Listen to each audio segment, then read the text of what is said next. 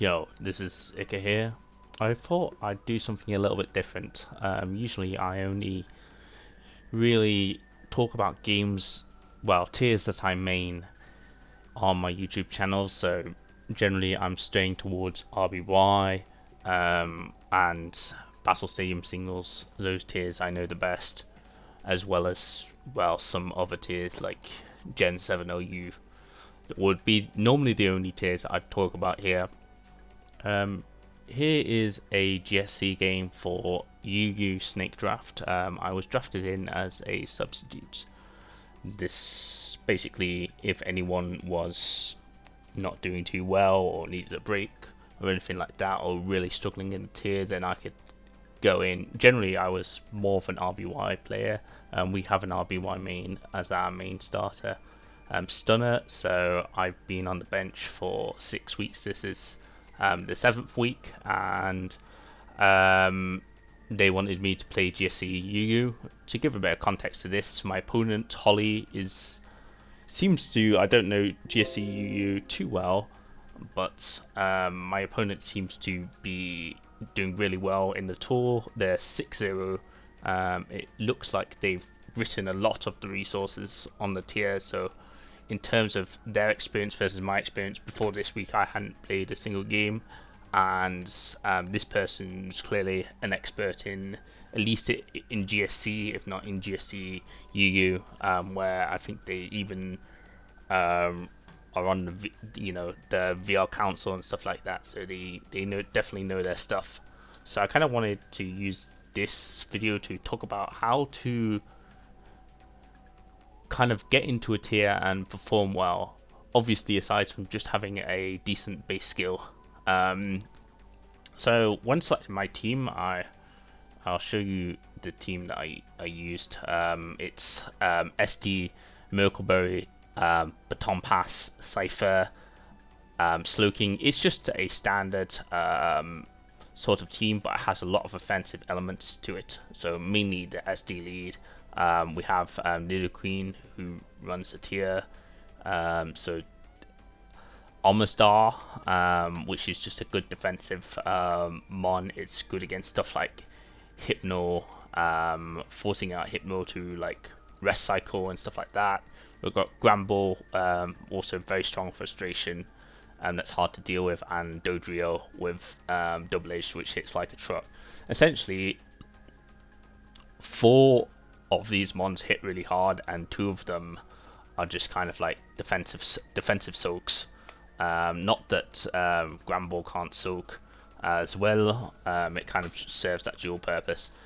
But essentially, my point for bringing it, I was given this team by someone in my Discord, but if they'd given me a more defensive team, I would have just said, no, give me something more offensive. The reason you want to go for offensive teams is because when you're not knowing what to do, sometimes just clicking buttons is the best thing, and then just knowing basic things like speed tiers, like the basics of Pokemon. So like this Pokemon is fast and hits hard and stuff like that. I think that's often better than playing Balance or Store, which are more intricate in terms of like the game knowledge you need to know, like what techs you need to be worried about on the opponent's team and stuff like that, which I was definitely concerned about during the game, because my opponent, I think, knew that I didn't know the tier at all. I mean, I did play some practice games before the set, but obviously that's not enough to rectify the disparity of hundreds of games of GSE. Don't get me wrong, I have played GSE OU and I've played a little bit of NU and Ubers, but I've never played UU. Mostly those games have been like practice games for other people in Premier League, for like NU Snake Draft, or I was in Uber's Premier League as kind of an assistant. So I have played a bit of GSC against some decent players, but not obviously not UU. So yeah, going into the game, I see Pilot Swan lead versus Cypher. This is what I do in the game. So I see this lead. I'll turn myself around. So we see this. So first thing you do, this is your friend here. I'll stand for peace in Ukraine. But like this, like I go onto the Pokédex, even though I know what Pilot Swine actually does in GSC because I've played OU.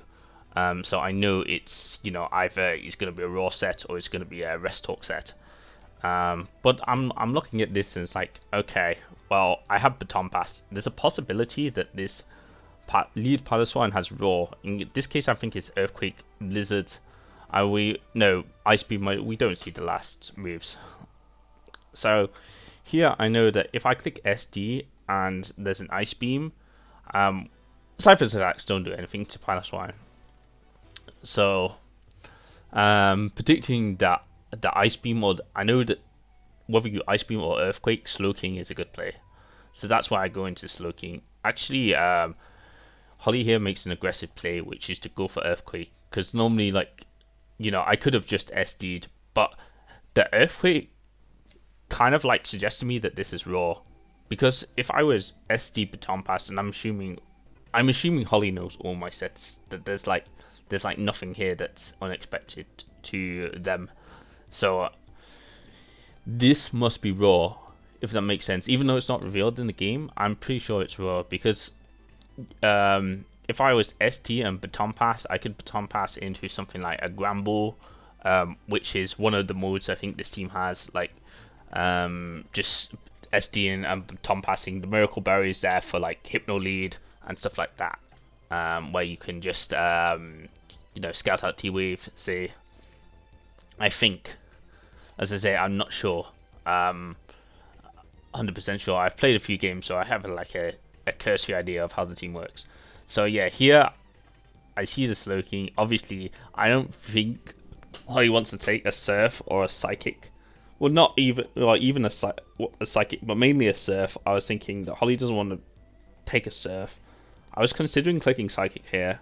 I think Psychic would have been the safe play because I win the trade regardless, and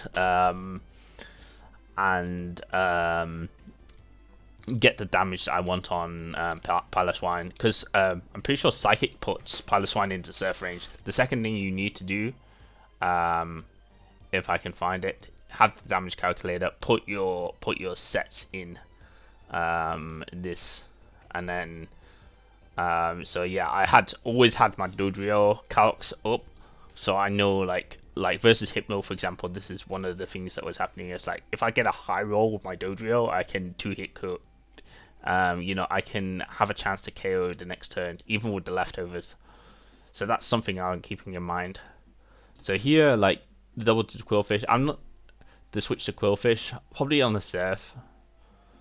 I don't understand. I'm not sure about this particular play because obviously, Slow King has both this and Psychic.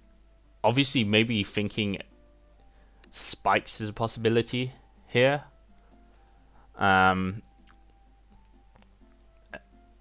But maybe I'm pretty sure Quillfish lives Surf into Psychic. But yeah, here I double back into Cypher because I don't know what Holly's gonna go for, but I just assume that there's gonna be a switch and I can take advantage of it with Cypher. So you see the curse come out. Again, this is your friend. I just go into there. I go Quillfish.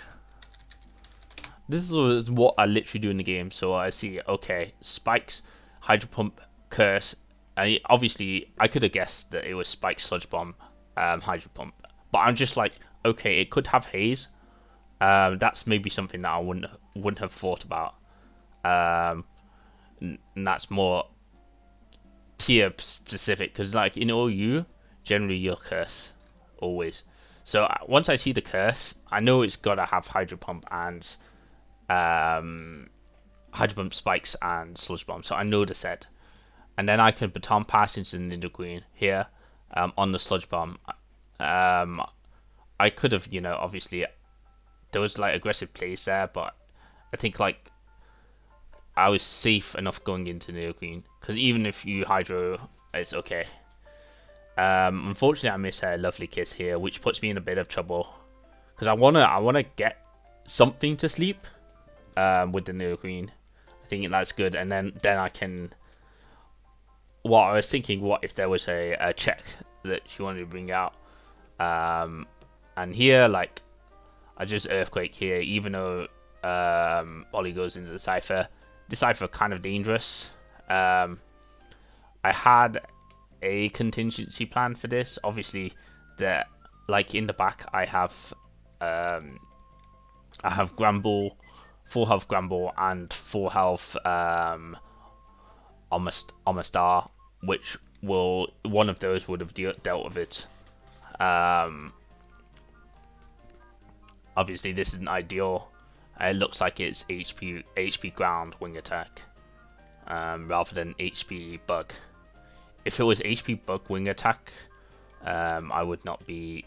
The burn wouldn't have mattered. But obviously, the burn allowed me to live.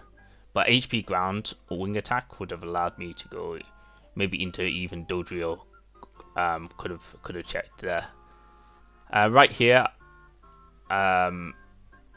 Yeah, Haunter I realized was a big threat to my team, just because I have two water types. So what I just try and do here is just sack my Cypher.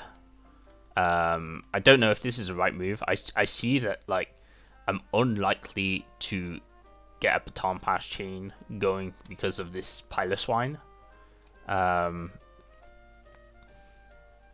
And my second, I only have one more baton pass recipient, which is the Gramble, and Haunter can explode on that. And the way the GSC works is that when you boom, the turn ends. So like that's one of the good things about Haunter is like I don't know how good it is obviously in UU, but like you can explode, the turn ends, then you can go to your next mono attack. So essentially you can get 2 attacks off.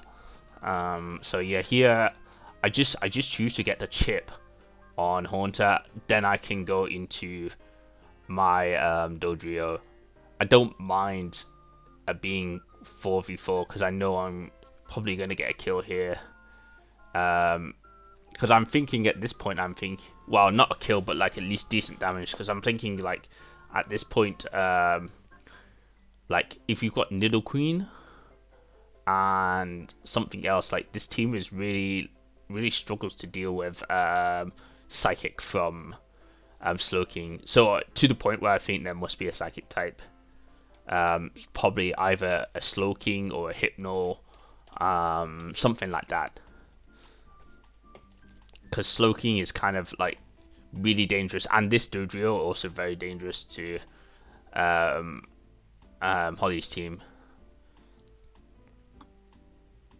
So yeah, here I'm thinking a Psychic. Fair enough, a Psychic is free, because I just want to bait in whatever Psychic type is there. So it looks like Hypno. I'll go into this. I'll click Hypno. I know one thing I noticed is that with a bit of what's it called? A bit of chip that I can 2-hit kill with Dodrio. That's what I'm thinking in the back of my head. Here, I see Reflect. No, there's gonna be Reflect and Psychic. Here, I kind of have to switch because I get the special defense drop. It's kind of annoying, so I just switch into Slowking here, and I just want to force the rest. And it looks like, since there's no Hypnosis coming out or T-Wave, it looks like it's Rest Talk. Because I think if you were to do a sleep, then you'd have done it earlier. But I'm fine with Slowking or Omastar going to sleep because I have Sleep Talk. Here, yeah, I make some nice moves. Just getting Quillfish back up. I decide to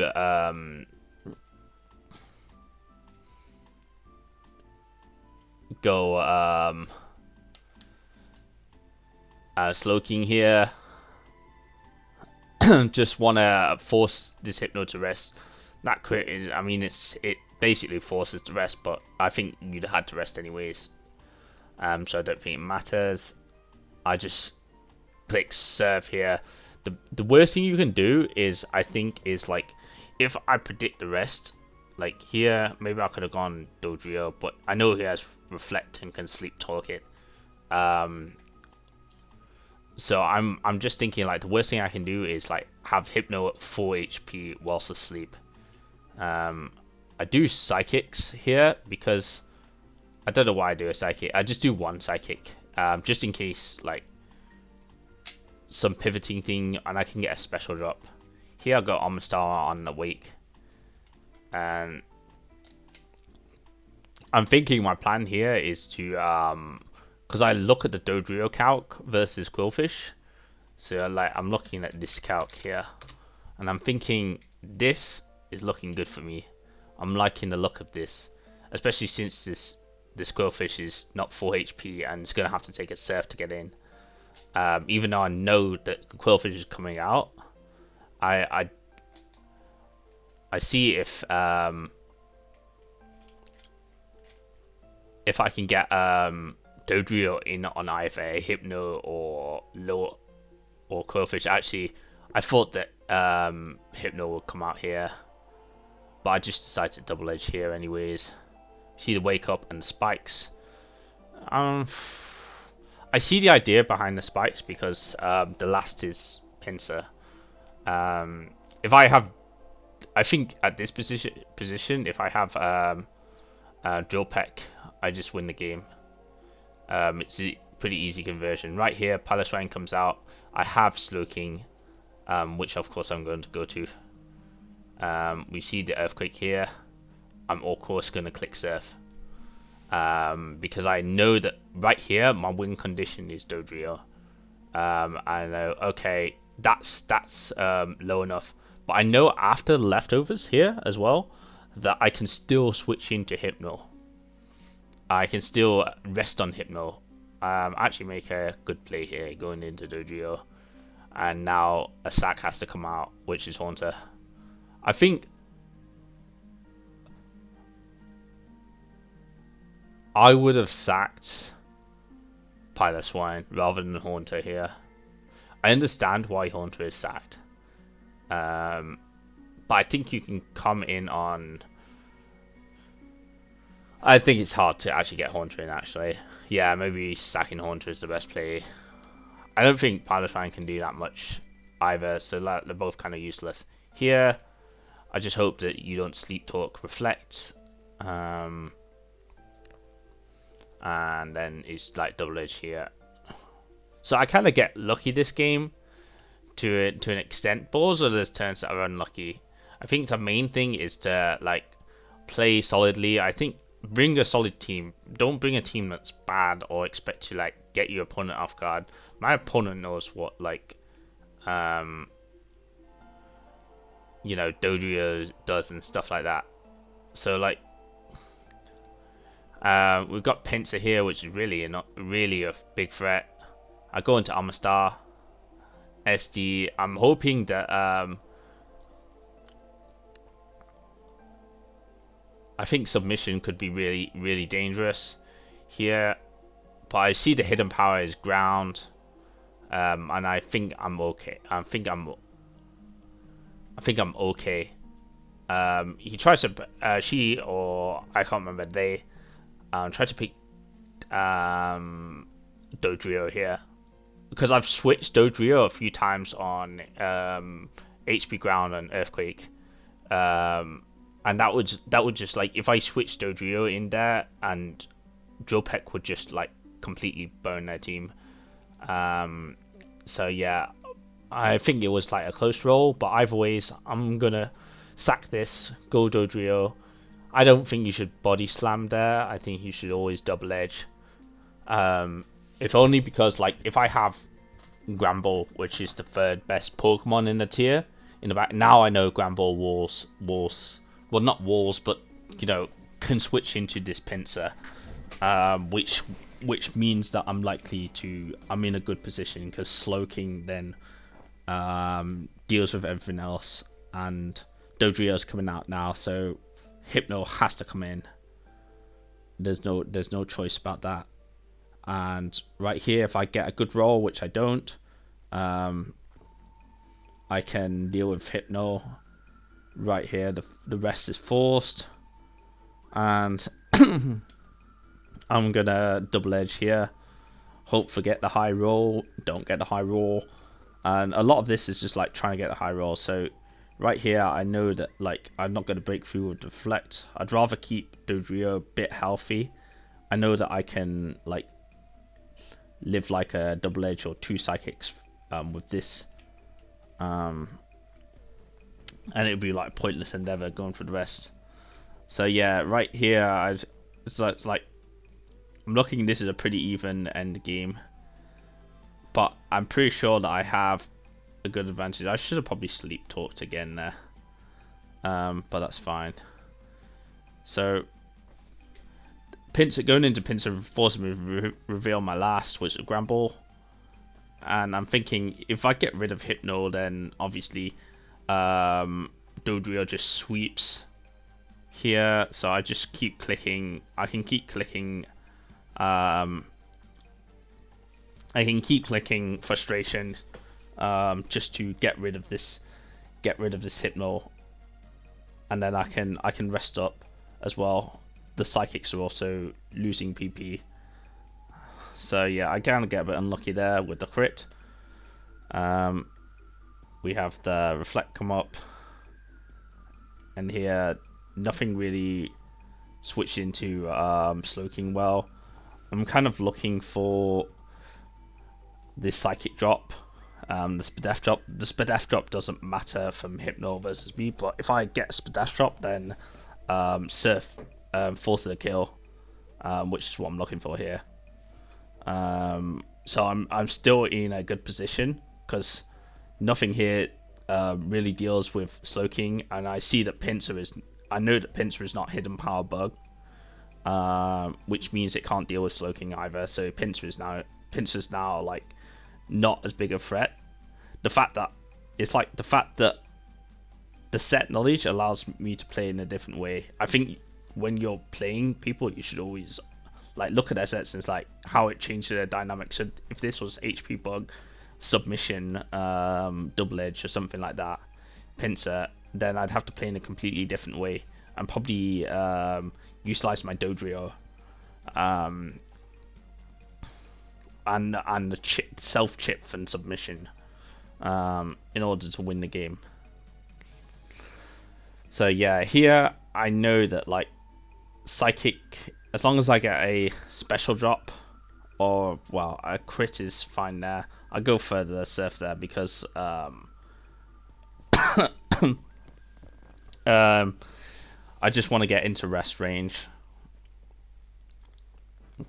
I like force the rest.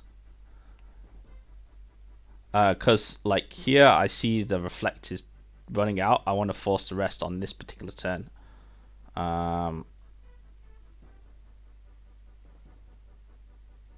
was hoping to force it on the next turn, but I kind of got that wrong then. Yeah, and then I say GG early because I'm pretty sure that Dodrio, even if I get frozen, I can go into Dodrio, tank a hit, and click double edge and win the game. Obviously, I can get crit and stuff, but I thought that would be like that's an interesting way of showing you guys like how to play a tier that you like don't know anything about. Like I didn't know much about this tier. I mean, obviously I knew Nidoqueen ruled the tier. Like Nidoqueen, Gramble were like the two Pokemon that would like go to in this tier. And from what I see of Holly's team, like their team is, I think, is designed to prey on people who don't know what they're doing. You have to watch out for these sorts of teams in tournament play. Like, obviously, like, because like a lot of these Pokemon are underrated threats, like Pinsir. I mean, obviously, I think Haunter, Quillfish, and Cypher and Hypno are extremely good, and then Palatine is kind of an underutilized threat. Whereas my team, I do have some underutilized threats as well. The Dodrio mainly is like the big underutilized threat there, and to an extent, I think Omastar is underutilized. Another thing, just look at the viability rankings. Look what's good. Yeah, so like Dodrio is in B plus, whereas I think if Hollywood played a bit more standard and picks like have needed, like when I see like S rank, like just have one of multiple of those on your team. I think coming off as 6-0, maybe they were overconfident. Obviously they could have won this game. It was extremely close. It was based off like a few bits of luck, which definitely went both ways. Like I missed against the Quillfish with Lovely Kiss. Like I knew that +2 Earthquake's extremely threatening, but then at the other end, I got the burn on Cypher with Fire Blast. So, anyways, I thought that would be an interesting just like look into a cool tier and just some tournament play, which I haven't uploaded anything for a long time because I really haven't been playing much Pokemon. Peace.